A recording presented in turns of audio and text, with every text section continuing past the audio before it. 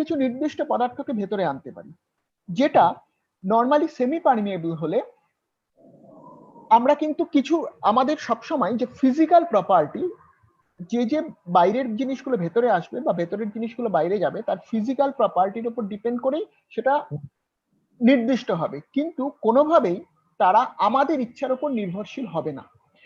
যেই মুহূর্তে আমরা সিলেক্টিভলি পারমিয়েবল বলছি, that means we can select, our cells can select which particle should enter within our cell and which should not.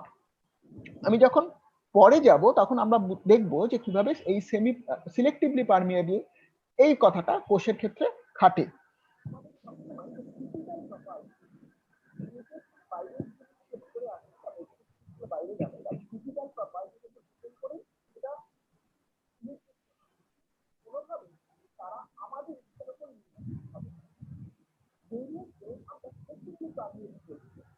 আমরা কি দেখি, আমাদের একটা কোষের মধ্যে অনেকগুলো অঙ্গাণু থাকে, তার কোষের একটা বাইরের প্রাচীর থাকছে বা পর্দা থাকছে, সেই পর্দার ভেতরে অনেক রকমের অঙ্গাণু রয়েছে।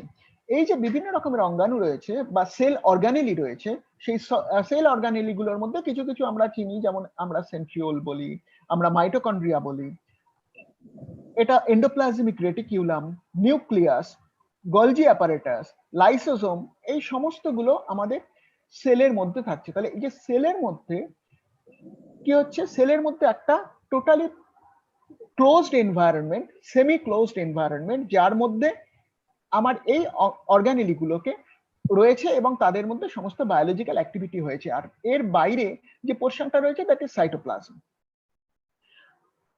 এবার হাউ অ্যাকচুয়ালি আমাদের কিভাবে আমাদের সেই সেল মেমব্রেনটা তৈরি হচ্ছে, how it can form. Basically যখন প্রথম এক্সপেরিমেন্ট শুরু হয় তখন দেখা যায় যে সেল মেমব্রেনের একটা হিউজ পোর্শন ইজ লিপিড। আমাদের শরীরের একটা বড় অংশ, আমাদের কোষের একটা বড় অংশ লিপিড। এই লিপিডের বায়োকেমিক্যালি এই লিপিডের একটা পার্টিকুলার ক্যারেক্টারিস্টিক্স আছে। These lipids are amphipathic molecule. Who are amphipathic molecule? আমরা যারা বাংলায় পড়ছি তারা আমরা জানি উভচর, সেটাকে ইংরেজিতে বলি অ্যাম্ফিবিয়া। তাহলে অ্যাম্ফি মিন্স দু রকমের পরিবেশে থাকতে পারে, ঠিক সেরকম অ্যাম্ফিপ্যাথি, প্যাথি মিন্স ভালো লাগা বা সান্নিধ্য, যার কাছাকাছি থাকতে চায়। তার অ্যাম্ফিপ্যাথি মানে তার দু রকমের ভালো লাগার জায়গা আছে। কিরকম? একটা হচ্ছে হাইড্রোফিলিক, মানে জলকে ভালো লাগে, আরেকটা পার্ট হচ্ছে হাইড্রোফোবিক, মানে জলকে ভালো লাগে না। লিপিড মলিকিউল, আমরা যে ফ্যাটি অ্যাসিড যে লিপিড মলিকিউল গুলো দেখি, সেই ফ্যাটি অ্যাসিড চেনের একটা পোর্শন, যে হেড পোর্শন, সেই পোর্শনটা কি হয়, সেই পোর্শনটা হচ্ছে water loving, that means hydrophilic. আর ভেতরের যে ফ্যাটি অ্যাসিড চেনের যে পোর্শনটা দ্যাট ইজ হাইড্রোফোবিক, সেটা অ্যাকচুয়ালি ওয়াটারকে পছন্দ করে না, জলকে পছন্দ করে না। আমরা অনেকেই জানি যে আমাদের অভিজ্ঞতা আছে যে তেল জলের উপর দিলে কি হয়, ভাসে। কেন? তার মধ্যে লিপিড অনেক বেশি পরিমাণে থাকে, তাহলে জলের সাথে সে মিশে না।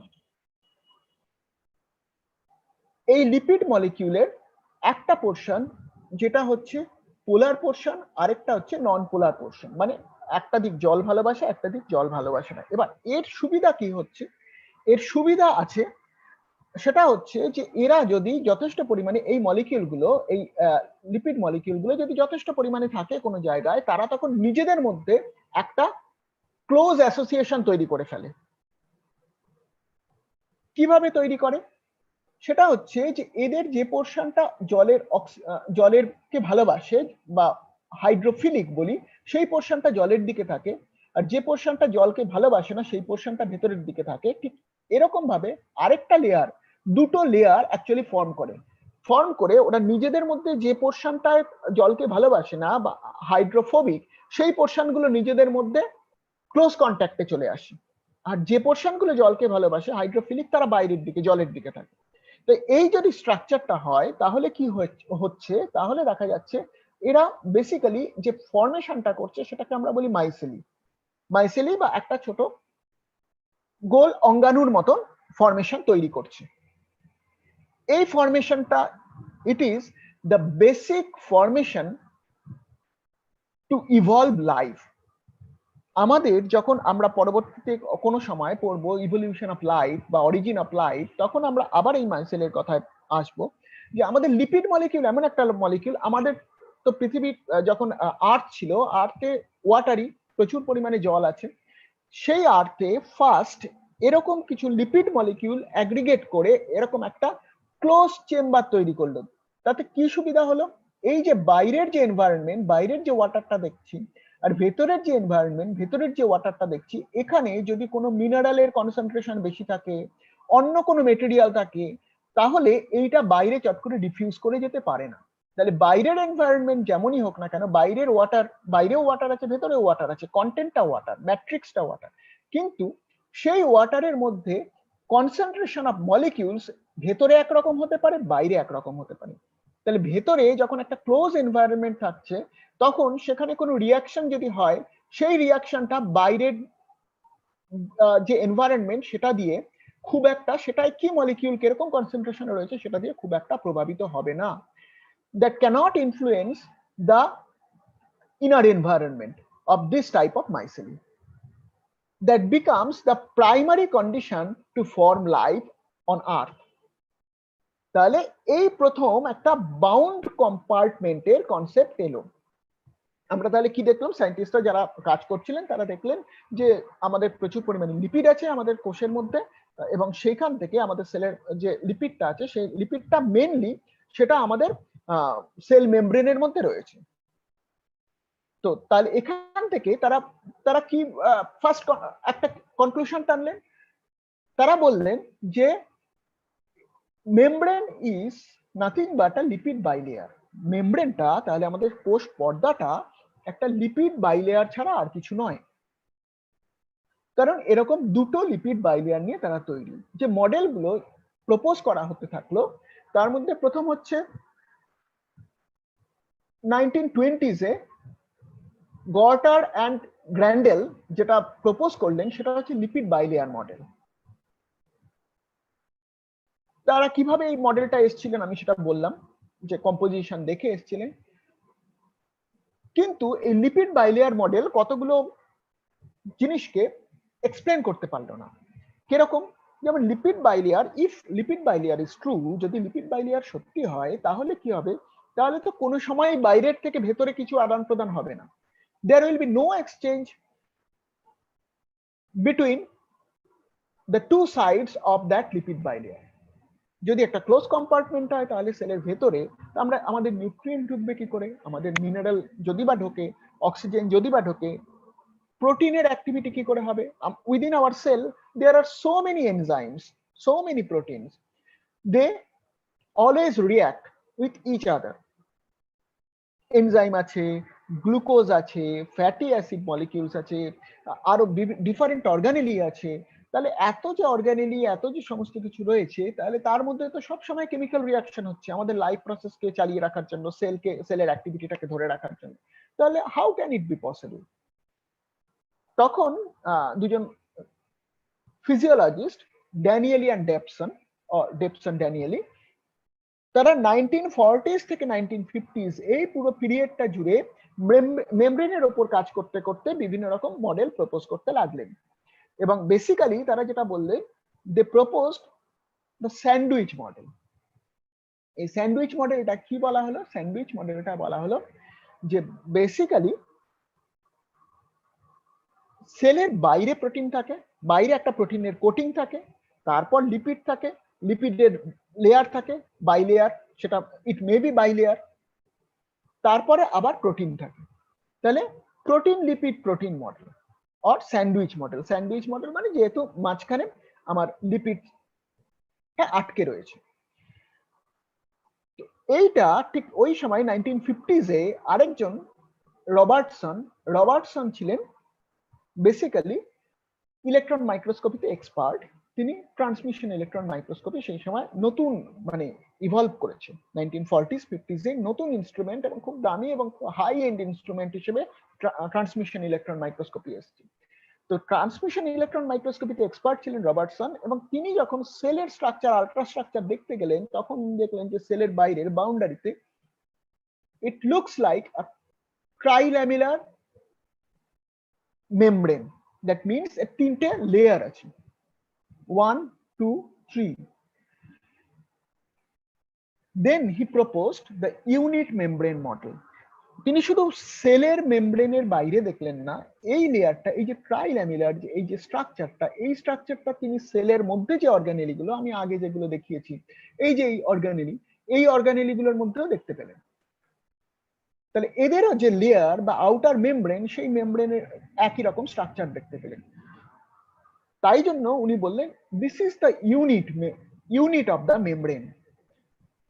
তাই এটা সমস্ত অর্গানেলি গুলোর মধ্যেও, অর্গানেলি গুলোর যে মেমব্রেন বা বাউন্ডারি, সেটাও এই মেমব্রেন দিয়েই তৈরি হয়। So that is called the unit membrane model. এখন এই রবার্টসন যেটা বললেন সেটা এক্স্যাক্টলি সাথে সাথে adapted, Danielli and Davson adapt করে নিলেন। কেননা ওনারাও তো তাই বলছিলেন, ওনারা এক্সপেক্টই করছিলেন যে বাইরে একটা প্রোটিন, মাঝখানে লিপিড, আবার প্রোটিন, এই মডেলটা রয়েছে। এবং এখানে একটা ক্লিয়ার এভিডেন্স তারা মনে করলেন যে এটা তো তাই দেখাচ্ছে। এই যে ডেন্স এরিয়া গুলো প্রোটিন, মাঝখানে একটা লিপিড, দুদিকে ডেন্স প্রোটিন রয়েছে। So the unit membrane model had become popular during 1950s and 60s. Basically unit membrane মডেলটাই যদি আমরা আরেকটুখানি দেখি, তাহলে তারা কি বলেছেন, এইভাবে স্ট্রাকচারটা তারা দেখেছেন যে ইন্ট্রাসেলুলার স্পেস দুটো সেলের মধ্যে, এখানে এই এক একটা সেল মেমব্রেন, এই দিকে যে সেল মেমব্রেন আর এই দিকে সেল মেমব্রেন, এটা যদি আমরা খুব ভালো করে দেখি, তাহলে এই সরু দুটো দাগের মতন দেখা যাচ্ছে এখানে সেল মেমব্রেনে। মাঝখানে একটা হালকা সাদা পোর্শন, তার উপরে একটা ডিপ, নিচে একটা ডিপ, একটা স্যান্ডউইচের মতন মাঝখানে পোর্শনটা। আমি এই যে মাঝের পোর্শনটা সেল, দুটো সেলের মেমব্রেন, এখানে এইদিকে একটা মেমব্রেন রয়েছে যেটায় তিনটে লেয়ার দেখা যাচ্ছে, এইদিকে একটা মেমব্রেন রয়েছে যেটায় তিনটে লেয়ার দেখা যাচ্ছে, আর মাঝখানে কিন্তু ইন্ট্রাসেলুলার স্পেস। এটাকে আমরা কিন্তু মেমব্রেন স্ট্রাকচারের সাথে গোলাবো না। এই যে এই পার্টিকুলার মাইক্রো ফটোগ্রাফটা দেওয়া হয়েছে, ইলেকট্রন মাইক্রোস্কোপিক যে ফটোগ্রাফটা আমি এখানে দেখাচ্ছি, তার মাঝখানের পোর্শনটা কিন্তু দুটো সেলের দুদিকে মাঝখানের পোর্শন। হ্যাঁ, এটা কিন্তু মেমব্রেনের স্ট্রাকচার হিসেবে আমরা এখন বলবো না, পরে আমরা যদি পড়ি সেটা অন্য জায়গায় পড়বো অন্যভাবে। কিন্তু আমাদের কাছে এখানে দুটো মেমব্রেন দেখা যাচ্ছে, ট্রাইল্যামেলার স্ট্রাকচার দেখা যাচ্ছে। তো এটা ফার্স্ট ছিল যে extra cellular portion, intracellular portion, lipid bilayer. এইবার তার সাথে কি এলো, ইউনিট মেমব্রেনে বাইরে প্রোটিন কোট, ড্যানিয়েলি ডেপসনের মডেল। এবং তারা কি বললেন যে মাঝে মাঝে এই প্রোটিন কোটটা এই মাঝখানে চ্যানেলের মতন তৈরি করেছে, যে চ্যানেলটা দিয়ে তাহলে it is polar poor. Polar poor means যেখানে ওয়াটার সলিবল মলিকিউল যার মধ্যে দিয়ে যাতায়াত করে। কেননা তারা যেহেতু ফিজিওলজিস্ট, তারা সবসময় দেখেছেন যে আমাদের বিভিন্ন রকম নিউট্রিয়েন্ট আমাদের শরীরের সেলের মধ্যে ঢুকছে, বাইরে থেকে ঢুকছে, বা সেল থেকে বেরিয়ে যাচ্ছে বিভিন্ন জিনিস, বিভিন্ন আয়ন বেরোচ্ছে। তাহলে আমার যদি পুরোটাই এরকম ভাবে বাউন্ড স্ট্রাকচার থাকতো, কন্টিনিউয়াস স্ট্রাকচার থাকতো, তাহলে এটা বেরোতে পারতো না, তাহলে নিশ্চয়ই তার মধ্যে পোর আছে। তাই তারা এটাকে প্রপোজ করলেন যে এরকম পোলার পোর রয়েছে। এটা that was the unit membrane model. এবার 1960s 70s এ এলেন সিঙ্গার অ্যান্ড নিকলসন। তারা ক্যালিফোর্নিয়া ইউনিভার্সিটির ছিলেন। তো তারা এসে তারা অ্যাকচুয়ালি 1972 তে তারা কাজ করছিলেন মেমব্রেন স্ট্রাকচারের উপর। কেননা ওখানে মেমব্রেন স্ট্রাকচারের আরো কিছু কোশ্চেনের আনসার পাওয়া যাচ্ছিল না, ড্যানিয়েলি ডেপসনের মডেল দিয়েও বা ইউনিট মেমব্রেন মডেল দিয়েও পাওয়া যাচ্ছিল না। এর সাথে সাথে তখন আরো সায়েন্স আরো এগোচ্ছে, তার টেকনোলজি আরো এগোচ্ছে, সায়েন্টিস্টরা আরো বিভিন্ন রকম মেথডকে ইউজ করছেন তাদের এক্সপ্লেন করার জন্য, তাদের এক্সপেরিমেন্টের জন্য। এটা করতে গিয়ে তারা দেখলেন যে তারা যখন 1972 তে তারা টোটাল কাজের পর যে মডেল প্রপোজ করলেন, সেই মডেলে তারা কি বললেন, that is the fluid mosaic model. Fluid mosaic মডেলে কি বললেন, ফ্লুইড মোজাইক মডেলে তারা বললেন membrane proteins are actually as a mosaic of discontinuous particles penetrating the lipid sheet.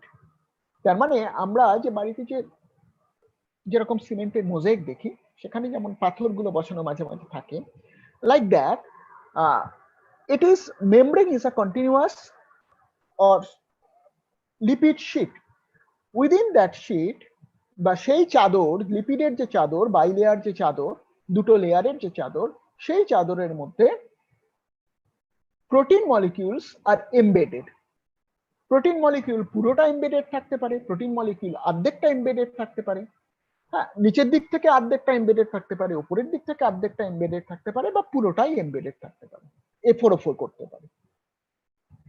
আর এই যে যদি যারা এফোর ওফোর করছে, so the proteins which are going through the membrane, they have a particular alpha helical structure within it. আমি এর ডিটেলে যাব না এখন, অন্তত ফার্স্ট ইয়ারে, পরে আমরা হয়তো পড়বো। তো এই যে যে প্রোটিনটা এখান থেকে এইভাবে এদিক থেকে এদিকে গেছে, তার মাঝখানের যে কোডটা, এখানে একটা আলফা হেলিক্স, প্রোটিনের একটা structural form, alpha helix form আছে, যেটা একটা পেঁচানো সিঁড়ির মতন অনেকটা, ঠিক আছে, বা পেঁচানো রিবনের মতন, একদিকের একটা রিবন, ডিএনএ এর মতন ডাবল হেলিক্স নয়, একটা হেলিক্স, এই আলফা হেলিক্সের মতন ওই পেঁচানো, যেটার কি হচ্ছে, যার মাঝখানে এই পেঁচানো থাকার জন্য মাঝখানে একটা টানেলের মতন পাওয়া যায়। যদি আলফা হেলিক্স হয়, সেই আলফা হেলিক্সটা যে গোল করে ঘুরছে, তার মাঝখানে একটা কি থাকবে, তার মাঝখানে একটা টানেল থাকবে। এই যে টানেলটা, এই টানেলটা হচ্ছে সেই পোর, যে পোরের মধ্যে দিয়ে মলিকিউল যাতায়াত করতে পারবে। এছাড়া কি আছে, এছাড়া আছে এর উপরে carbohydrate, just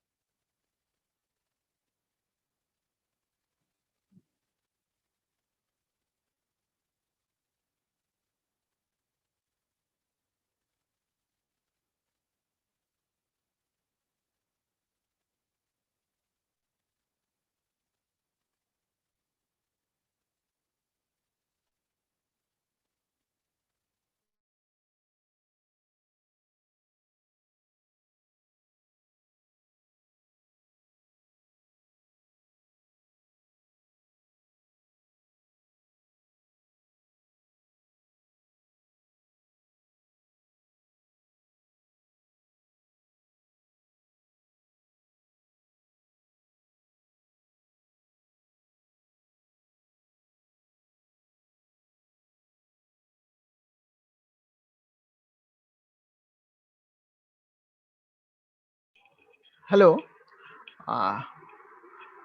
hello, Sayan administrator, আমি একটা সায়ন কি অনলাইন? স্যার বলুন বলুন বলুন স্যার। আচ্ছা, আমাকে এখন একজন দুজন ফোন করলেন, তারা ইউটিউব স্ট্রিমিং এ যেতে পারছে না কেন? ইউটিউবে যে লিংক আছে তাতে ক্লিক করলেই রান করতে হবে। হ্যাঁ,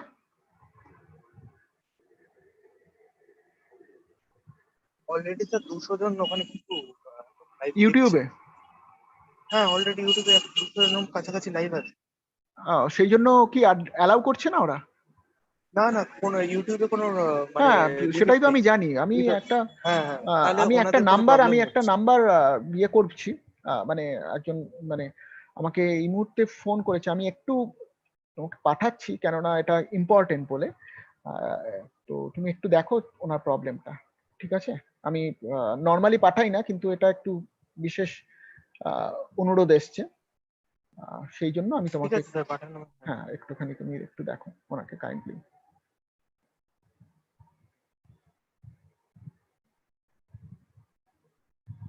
তারপরে আমি ক্লাসটা শুরু করছি, আমার ক্লাসটা ডিস্টার্ব হচ্ছে।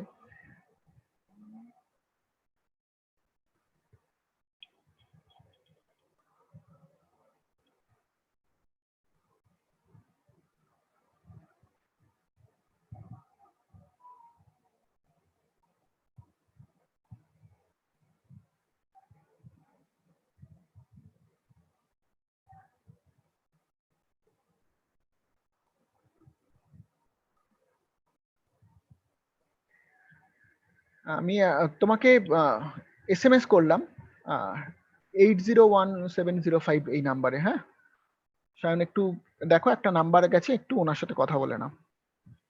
ঠিক আছে স্যার, কথা বলে নিচ্ছি। হুম, মানে একটু কাইন্ডলি করো। হ্যাঁ আর আরেকটা জিনিস স্যার, একটুখানি হ্যাঁ পার্টিসিপেন্টের উদ্দেশ্যে বলছি, কয়েকজন দেখছি দিচ্ছেন যে আপনারা ইউটিউবে জয়েন করতে পারছেন। হ্যাঁ আপনারা শুধু শুধু ইউটিউবে জয়েন করবেন কেন? আপনারা টেকনিক জয়েন করে আছেন, একই জিনিস সেখানটাই যা পড়ানো হচ্ছে সেটাই ইউটিউবে স্ট্রিম যাচ্ছে। আচ্ছা, একটুখানি ওনার ব্যাপারটা একটু দেখো, উনি হ্যাঁ আমি দেখে নিচ্ছি, হ্যাঁ হ্যাঁ দেখে হ্যাঁ নিচ্ছি। ঠিক আছে, আপনি ওকে। Sir continue. হ্যাঁ হ্যাঁ আমি কন্টিনিউ করছি। ওকে, সরি ফর দ্য ইন্টারাপশন। তো যেটা বলছিলাম, তাহলে আমরা কি দেখলাম, এই আলফা হেলিক্স যে পোর্টটা রয়েছে, এই পোর্টটার মধ্যে দিয়ে এরা যাতায়াত করতে পারে যাদের যাদের দরকার। এবং এখানে আরেকটা জিনিস যেটা হচ্ছে, সেটা হচ্ছে যে কিছু গ্লাইকোপ্রোটিন আর গ্লাইকোলিপিড তারাও প্রেজেন্ট। গ্লাইকোপ্রোটিন আর গ্লাইকোলিপিড কাদের বলে? যখন মানে এই যে মেমব্রেন স্ট্রাকচার, তাহলে মেমব্রেন স্ট্রাকচারে এখানে কি আছে, আমি এই যে এই ফিগারটা যদি দেখি, তাহলে দুটো লিপিড লেয়ার আছে। এই লিপিড লেয়ারের যে লিপিড মলিকিউল, তার সাথে কিছু কার্বোহাইড্রেট লেগে রয়েছে, কার্বোহাইড্রেট মইটি বলি আমরা এটাকে। এবং প্রোটিনের সাথেও কিছু কার্বোহাইড্রেট মইটি রয়েছে। তাহলে যখন প্রোটিনের সাথে কার্বোহাইড্রেট থাকছে, তখন সেটা গ্লাইকোপ্রোটিন। আর লিপিডের সাথে কার্বোহাইড্রেট থাকছে, তখন সেটা গ্লাইকোলিপিড। এই স্ট্রাকচার গুলো থাকছে। আর এখানে কয়েকটা জিনিস রয়েছে, যেটা হচ্ছে কোলেস্টেরল, আমরা যেগুলোকে বলি। এই কোলেস্টেরল কিন্তু আমাদের মেমব্রেনের খুব ইম্পর্টেন্ট একটা পার্ট। এটা বেশি হয়ে গেলে ক্ষতি, কম হয়ে গেলেও ক্ষতি। এটা আমাদের ব্যালেন্স রাখাটাই ইম্পর্টেন্ট।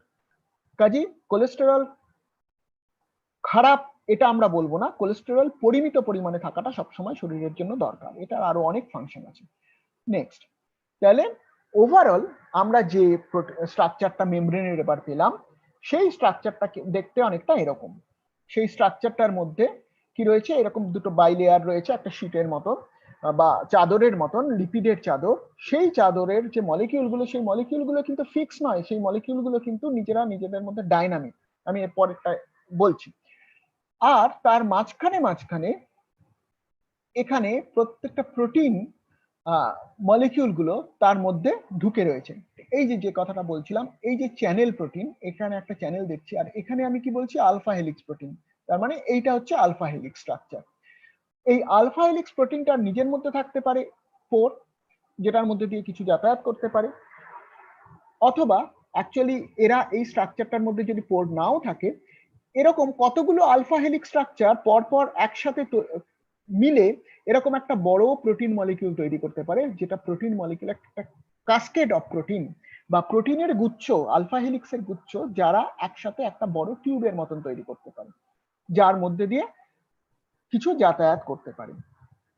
আরো কিছু ইন্টিগ্রাল প্রোটিন বিভিন্ন রকমের রয়েছে। তাহলে কি রইল, গ্লাইকোপ্রোটিন কার্বোহাইড্রেট পোর্শন গুলো রয়েছে, গ্লাইকোলিপিডস রয়েছে, লিপিডের সাথে লেগে রয়েছে, কিছু গ্লোবিউলার প্রোটিন রয়েছে, গোল প্রোটিন, যেগুলো ওপরে বা নিচে থাকছে।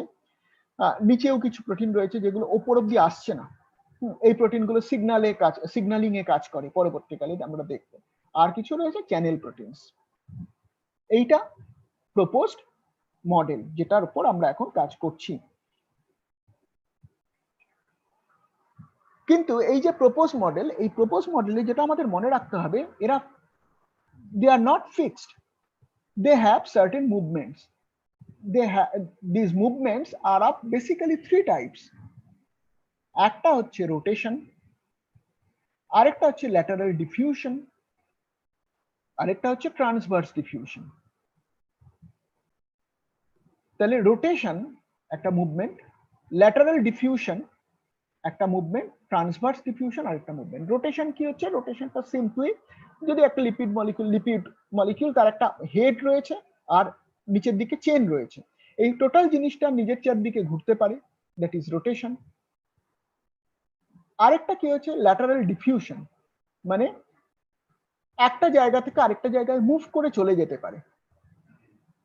তাহলে এই যে এই মুভমেন্টটা, এই মুভমেন্টগুলো কিন্তু এগুলো সব এক্সপেরিমেন্টালি দেখা হয়েছে, দেখা গেছে এরা কত তাড়াতাড়ি মুভ করতে পারে এবং দে আর ভেরি ডাইনামিক। আমাদের ওপরে এই যে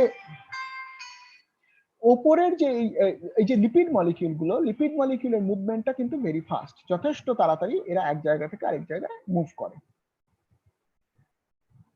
এবং এর সাথে সাথে যে প্রোটিন মলিকিউলস গুলো রয়েছে তারাও মুভ করে কুইক। আর কি হচ্ছে? আর হচ্ছে transverse diffusion, flip flop movement. এই ট্রান্সভার্স ডিফিউশন হচ্ছে মানে এই দিকের যে লিপিড মলিকিউলটা আছে এবং তার সাথে এই লিপিড মলিকিউলের সাথে যদি কোনো প্রোটিন মলিকিউলও পাশে লেগে থাকে, এমনকি সেও এই দিক থেকে ঘুরে এইদিকে চলে আসতে পারে। অথবা কোনো গ্লাইকোলিপিড রয়েছে, সে কিন্তু একদম উল্টো দিকে, মানে ডিগবাজি খাওয়া যদি আমরা বলি বাংলায়, সোজা বাংলায়, তাহলে সেই ডিগবাজি খেতে পারে। তো মানে এখন ভোটের বাজারে ডিগবাজিটা খুব সহজ আমরা দেখতে পাবো প্রচুর, ঠিক আমাদের মেমব্রেনের মধ্যেও এরকম কিন্তু মুভমেন্টটা হয়। তাহলে এটাকে আমরা কি বলি? Transverse diffusion. ওকে, নেক্সট, এবার তাহলে আমরা কি কি দেখলাম? তাহলে এই যে মেমব্রেনটা, এই মেমব্রেনটা কেন? দিস মেমব্রেন ইজ পারমিয়েবল, এই মেমব্রেনের পারমিয়েবিলিটি আছে, সেই জন্যই different ions, different gases, different molecules, nutrients তারা একদিক থেকে আরেক দিকে আসতে পারে এবং তাদের সেলুলার প্রোডাক্ট আরেক দিক থেকে একদিকে যেতে পারে। ইভেন কিছু সেল থেকে তৈরি হওয়া কিছু প্রোডাক্ট, শুধু কিছু আয়নস নয়, সেল থেকে তৈরি হওয়া কিছু প্রোডাক্টও আমাদের শরীরের বিভিন্ন জায়গায় বা ব্লাড স্ট্রিমের মধ্যে যেতে পারে বা সেলের বাইরের এনভায়রনমেন্টে যেতে পারে এবং সবসময় যায়। সেটা যায় কি জন্য? তার কারণ হচ্ছে ট্রান্সপোর্ট অ্যাক্রস দ্য মেমব্রেন। তাহলে মেমব্রেনের একটা বেসিক কাজ হচ্ছে transport from inside to outside or from outside to inside. তাহলে দুদিকেই ট্রান্সপোর্ট করতে পারে, কিন্তু সেই ট্রান্সপোর্টটা যখন খুশি যেরকম খুশি হবে না। কারা এই কাজটা হেল্প করে? এই কাজটা হেল্প করে এই পার্টিকুলার স্ট্রাকচারগুলো, প্রোটিন স্ট্রাকচারগুলো। আর যে ক্ষেত্রে প্রোটিন স্ট্রাকচার লাগে না, সেক্ষেত্রে সিম্পল ডিফিউশনেও এই মুভমেন্ট হতে পারে। এবার কিরকম কিরকম ট্রান্সপোর্ট বা হতে পারে সেটা যদি আমরা দেখি, তাহলে আমরা কি দেখব? আমরা দেখব যে এই যে সিম্পল ডিফিউশন, এখানে কত রকমের ট্রান্সপোর্ট হয়। সিম্পল ডিফিউশন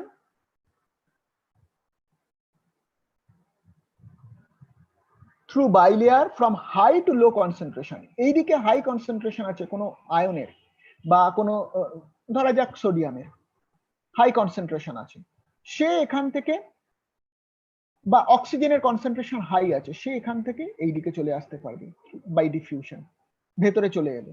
আবার উল্টোটাও হতে পারে, কার্বন ডাই অক্সাইডের যখন কনসেন্ট্রেশন ভেতরে বেড়ে যায়, সে তখন কিন্তু ডিফিউশনে বাইরে চলে যাচ্ছে। আর এখানে কি? এখানে এই মেমব্রেন পোর রয়েছে, চ্যানেল রয়েছে, সেই চ্যানেলের মধ্যে দিয়ে যখন যার বাইরে কনসেন্ট্রেশন বেশি আছে, সোডিয়ামের কনসেন্ট্রেশন, সে অটোমেটিক্যালি সোডিয়াম ভেতরে চলে আসতে পারে সেলের ভেতরে। আর কিছু রয়েছে যারা হচ্ছে ট্রান্সপোর্টার মিডিয়েটেড। এই যে এখানে এই পোরের মধ্যে দিয়ে সে সিম্পলি ভেতরে ঢুকে এসেছিল, কিন্তু এইখানে এই ট্রান্সপোর্টার মিডিয়েটেড যখন হবে তখন কিন্তু আর সে সিম্পলি ভেতরে ঢুকে আসতে পারবে না। তখন তার কি দরকার হবে? তখন তার দরকার হবে একটা ক্যারিয়ার মলিকিউল। এক্ষেত্রে শুধু এখানেও কিন্তু বাইরে কনসেন্ট্রেশন বেশি, ভেতরে কনসেন্ট্রেশন কম। So from higher concentration to lower concentration ইয়ে মুভ করছে। কিন্তু ধরে নেওয়া যাক গ্লুকোজ মলিকিউল, সে কিন্তু নিজে নিজে মুভ করতে পারবে না, কারণ তার স্ট্রাকচারটা একটু বড় বা তার স্ট্রাকচারটা ওইভাবে যেতে পারবে না। তখন কি হচ্ছে? তখন এখানে ক্যারিয়ার মলিকিউল আছে, carrier mediated way glucose can move from higher concentration to lower concentration. আর ঠিক এর উল্টোটা হয়, এমনও হয় যে যখন লোয়ার কনসেন্ট্রেশন থেকে হায়ার কনসেন্ট্রেশনের দিকে সেল কিছুকে বের করে দিচ্ছে, ধরে নেওয়া যাক সেলের মধ্যে সোডিয়ামের কনসেন্ট্রেশন বেশি হয়ে গেছে, হ্যাঁ বলে মনে করছে, কিন্তু বাইরে আরো বেশি সোডিয়ামের কনসেন্ট্রেশন বা বাইরে আরো বেশি ক্যালসিয়ামের কনসেন্ট্রেশন, সে তখন ইচ্ছা করলে জোর করে ঠেলে সে ভেতর থেকে কম কনসেন্ট্রেশন থেকে বেশি বেশি কনসেন্ট্রেশনের দিকে বের করে দিতে পারে। তার জন্য কি দরকার? তার জন্য দরকার energy, ATP. It is ATP driven pathway. ATP থেকে এনার্জি খরচ করে এডিপি হচ্ছে, এই যে এটিপি থেকে এনার্জি খরচ করে এডিপি হচ্ছে, তাতে কি হচ্ছে, এই চ্যানেলটার কনফরমেশনাল বা তার স্ট্রাকচারের চেঞ্জ হচ্ছে। সেই স্ট্রাকচারের চেঞ্জটা তাকে একটা জিনিসকে নিচ থেকে ওপরে মানে ভেতর থেকে বাইরে ঠেলে বের করছে, যেদিকে ভিড় বেশি সেই দিকেই ঠেলে বের করে দিচ্ছে গায়ের জোরে। তাহলে এইভাবে মেমব্রেন নিজের পারমিয়েবিলিটিটাকে মেনটেন করে সিলেক্টিভলি। তাই আমরা এটাকে কি বলি? সিলেক্টিভলি পারমিয়েবল, অর্ধভেদ্য কিন্তু নির্দিষ্টভাবে সুনির্দিষ্টভাবে নিজের প্রয়োজন অনুযায়ী সে ভেতর থেকে বাইরে বের করবে বা বাইরের থেকে ভেতরে জিনিস নেবে। এইটা হচ্ছে আমরা কি দেখলাম, মেমব্রেনের বেসিক স্ট্রাকচার, মেমব্রেনটা কিভাবে কি কি দিয়ে তৈরি, তার মডেলগুলো কি কি এবং তার বেসিক কাজগুলো কি কি। এবার আমরা আরেকটা খুব ইম্পর্টেন্ট অর্গানেলির কথা পড়বো, সেটা হচ্ছে মাইটোকন্ড্রিয়া। এই মাইটোকন্ড্রিয়ার কিন্তু তার একটা জেনারেল স্ট্রাকচার আছে। এই যে জেনারেল স্ট্রাকচারটা, এই জেনারেল স্ট্রাকচারটা কি জানি, মাইটোকন্ড্রিয়া আমাদের কোষের মধ্যে খুব ইম্পর্টেন্ট। আমরা ছোটবেলা থেকে পড়ে এসেছি মাইটোকন্ড্রিয়াকে বলা হয় কোষের শক্তিঘর। কেন? তার কারণ এটা এনার্জি কারেন্সি জেনারেট করে। এনার্জি কারেন্সি মানে আমাদের শক্তি উৎপাদন করে। সেটা কি এনার্জি কারেন্সিটা? কি এনার্জি কারেন্সিটা? Basically ATP. একটা কোষ, কোষ যথেষ্ট বড় জায়গা, তার মধ্যে ছোট ছোট এই অর্গানেলি গুলো ছড়ানো আছে, এবং মনে করা হয় যে এই অর্গানেলি গুলো একসময় কোষের মধ্যে ঢুকেছিল যারা নিজেরা একসময় স্বাধীন ছিল। মাইটোকন্ড্রিয়া নিজে একসময় স্বাধীন ছিল, হয়তো ব্যাকটেরিয়ার মতন স্ট্রাকচার।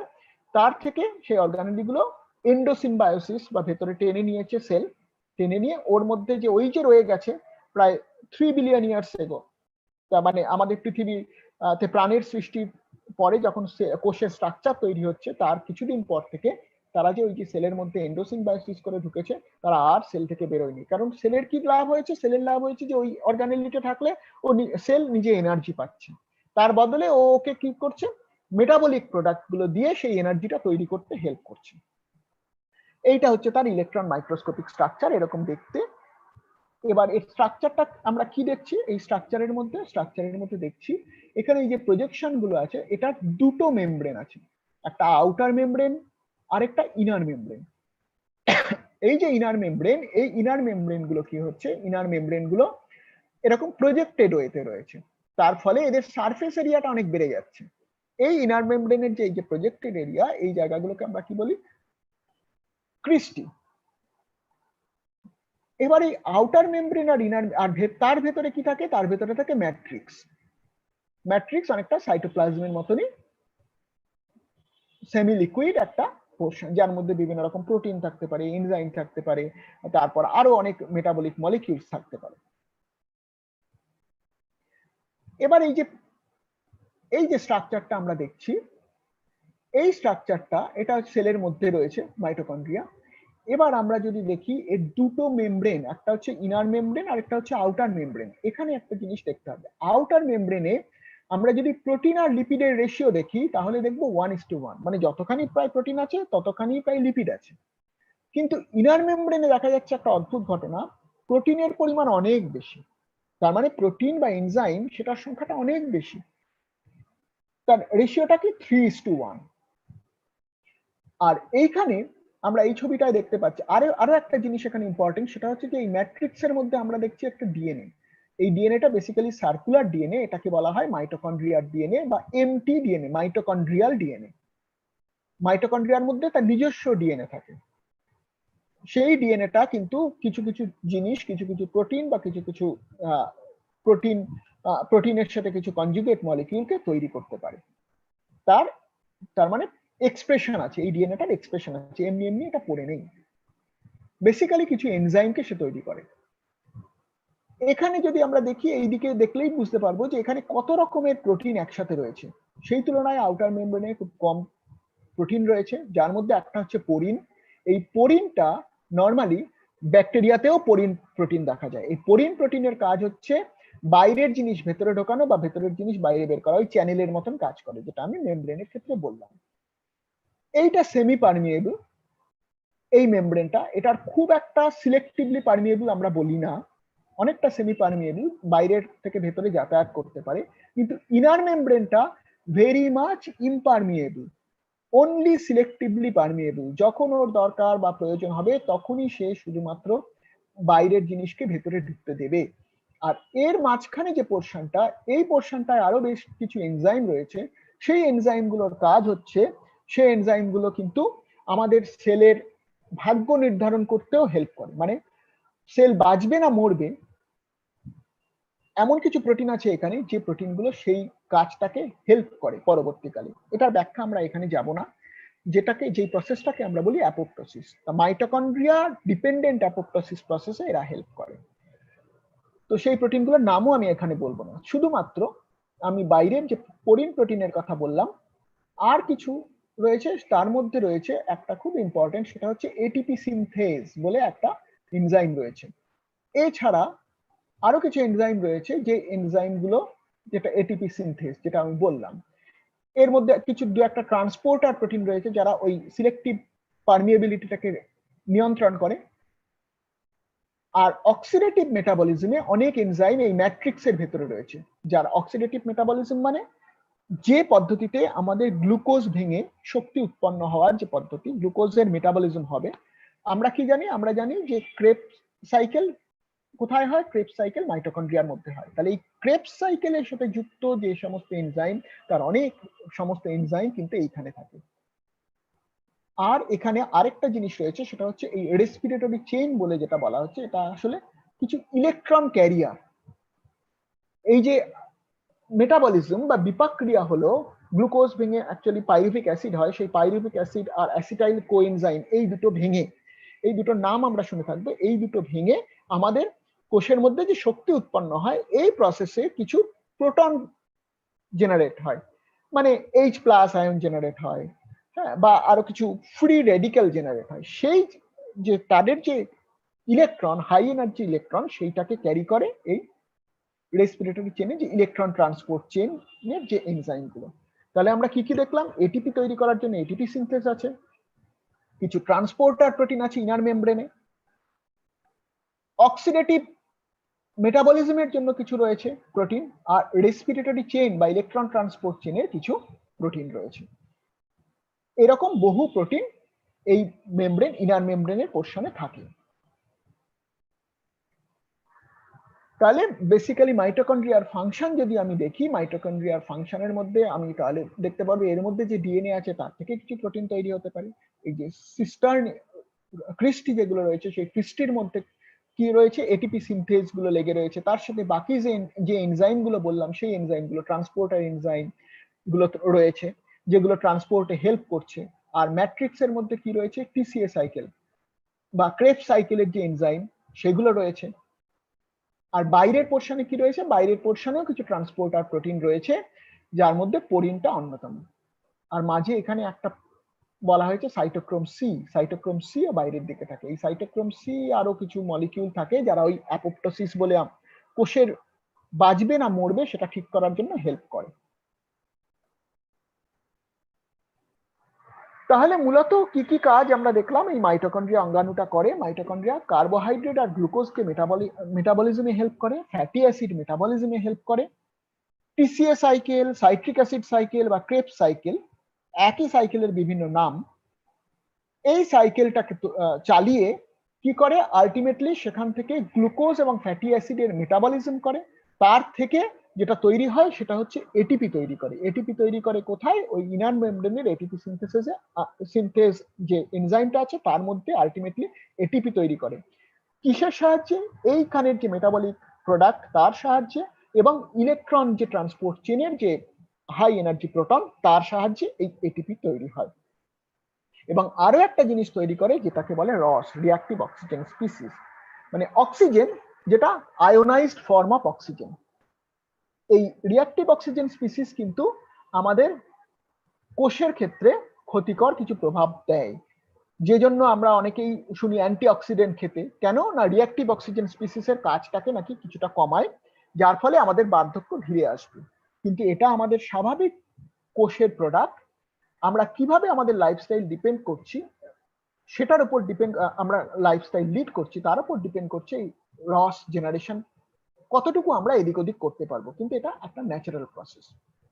তাহলে এই যদি সেল হয়, সেলের মধ্যে এই অক্সিজেন ঢুকছে, কার্বন ডাই অক্সাইড বেরোচ্ছে, এবং অক্সিজেনের মেইন যে জায়গায় এসে কিন্তু অক্সিজেন থেকে অক্সিজেনের হেল্প নিয়ে অন্য মেটাবলিক অ্যাক্টিভিটি সেলের মধ্যে হচ্ছে, কিন্তু হেল্প নিয়ে যে এনার্জি তৈরি হচ্ছে, গ্লুকোজের মেটাবলিজম থেকে এনার্জি তৈরি হচ্ছে, সেই জায়গাটা হচ্ছে মাইটোকন্ড্রিয়া। তাহলে এই হচ্ছে আমাদের মাইটোকন্ড্রিয়া অর্গানিজম। এইবার আমি সবার জন্য একটু ওপেন করছি, কিছু কোশ্চেন আমি একটু আলোচনা করতে চাইছি। যতটুকু বোঝা গেল তার মধ্যে কি সুবিধা কি অসুবিধা সেটা একটু শুনে আমি আলোচনা করব।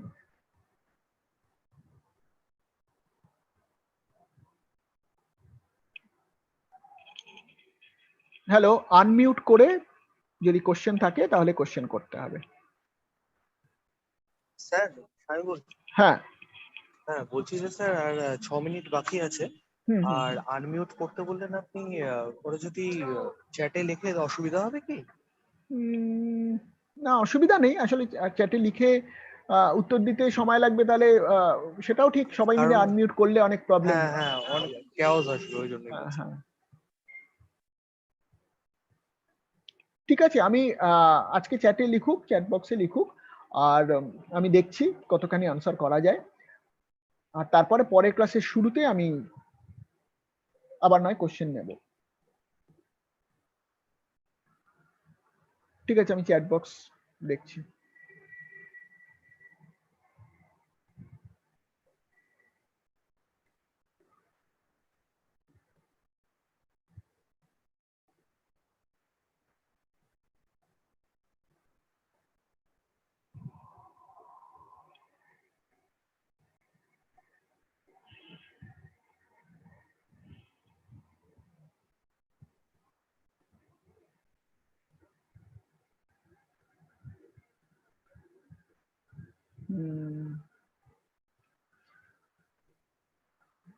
আচ্ছা, অ্যাসাইনমেন্টের ব্যাপারে আমি এখন কিছু বলবো না, কারণ এখন সবে ক্লাস শুরু হয়েছে। সময় মতন অ্যাসাইনমেন্ট পৌঁছে যাবে।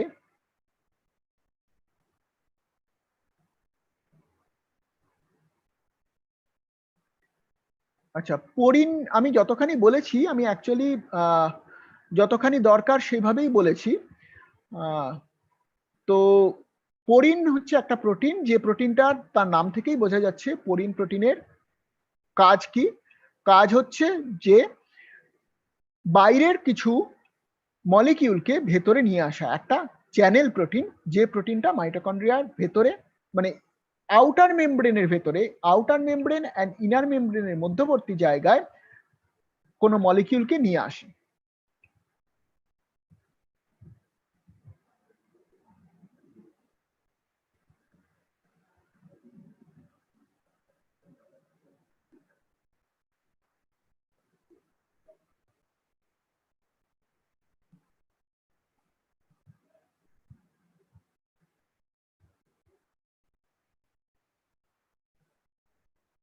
আচ্ছা, আমার যেটা মনে হয় যে নিজেরা একটা গ্রুপ করে, যদি হোয়াটসঅ্যাপ গ্রুপ করে নেওয়া যায়, করে নিয়ে তারপরে নয় আমি অ্যাড হব, সেটা সুবিধা হবে।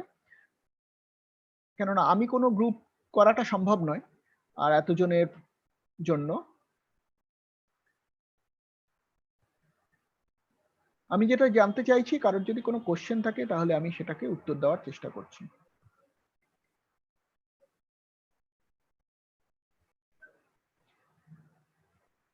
আচ্ছা, আলফা হেলিক্স প্রোটিন সম্বন্ধে যতটুকু আমি দেখিয়েছি, শুধু ছবিতে আইডিয়া যেটুকু হয়েছে, তার বেশি এই মুহূর্তে আমি বলতে চাইছি না, কারণ একটা ক্লাসে তো বলা সম্ভব নয়। প্রোটিনের যখন স্ট্রাকচার আমরা পড়বো আর একটুখানি নেক্সট ইয়ারে বা আমাদের যেরকম সিলেবাসে আছে, তখন কিন্তু আমরা এই সম্বন্ধে আরো জানতে পারবো।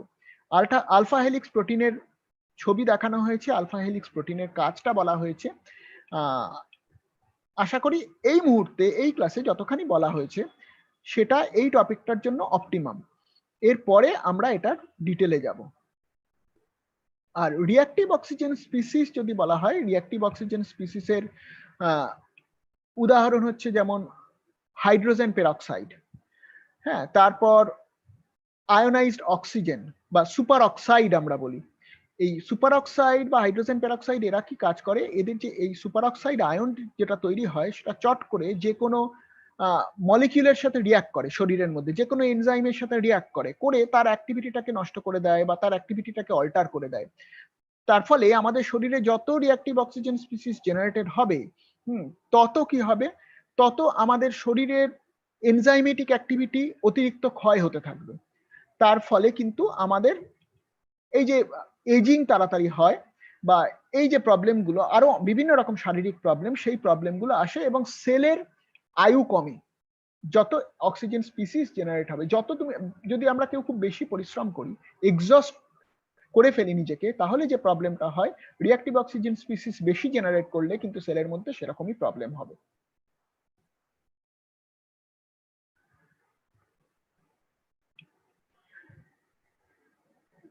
আর বাকি যারা সবাই ল্যাঙ্গুয়েজ বা কোনো অসুবিধা হয়নি তো? সবাই, আমি দুটো মিলিয়েই বলার চেষ্টা করেছি। ক্লাসে যদি কোনো অসুবিধা হয় পরের ক্লাসে আমি একবার প্রথমে একটু শুনে নেব, বা পড়তে গিয়ে যদি কিছু অসুবিধা হয় তবে স্টাডি মেটেরিয়ালে যা আছে সেটাকে দেখে নিতে হবে। তার সাথে আমি বলবো যে যেভাবে ক্লাসটা করানো হচ্ছে সেইটাকে একটুখানি ফলো করলে ভালো হয়।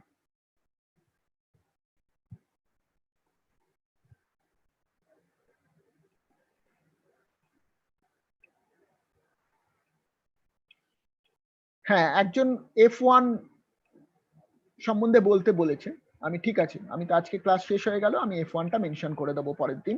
আমি কেন করিনি সেটার কারণও আমি বলে দেবো। আমি যা বলেছি তার মধ্যেই আছে, আমি নিশ্চয়ই পরের দিন মেনশন করে দেবো। প্র্যাকটিক্যাল নিয়ে এখনো কোনো সিদ্ধান্ত হয়নি। স্টাডি সেন্টারগুলোতেই যেভাবে হওয়ার হবে সেটা জানিয়ে দেওয়া হবে, অ্যাসাইনমেন্টও জানিয়ে দেওয়া হবে সময় মতন।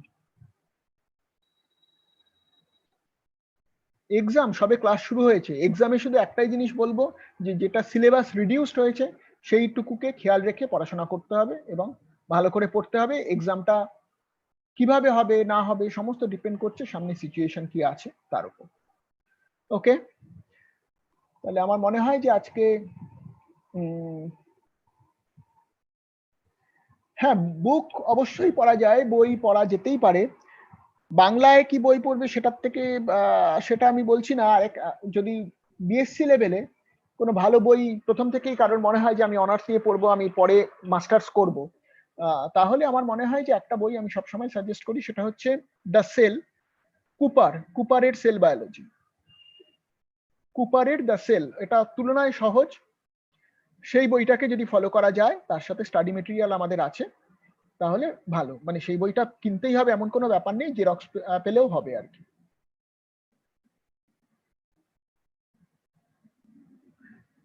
ইনার আর আউটার মেমব্রেনের মাঝের জায়গাটার নাম হচ্ছে ইন্ট্রামেমব্রেনাস স্পেস, নরমালি যেটা হয়। হ্যাঁ, কুপারের সেল বায়োলজি। ওকে, তাহলে সায়ন ক্লাসটাকে এবার, হ্যাঁ হ্যাঁ হ্যাঁ, সেশন মাইসেলি তো ক্লোজ আমি করছি প্রথমেই তাহলে। বলেছি, হ্যাঁ ক্লোজ করে দেওয়া যেতে পারে, পরের দিন আবার ক্লাস হবে ঠিক যখন, আছে। তখন শুনে নেব। হ্যাঁ।